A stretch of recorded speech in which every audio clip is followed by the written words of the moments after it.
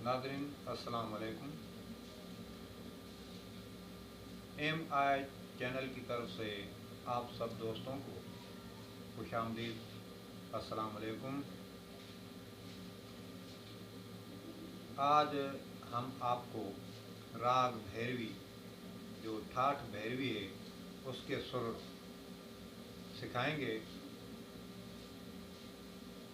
और आगे चलकर भैरवी का वादी, समवादी, ज़ात, वक्त, गाने का वक्त, अनुवादी और तेवर कोमल समझाएंगे।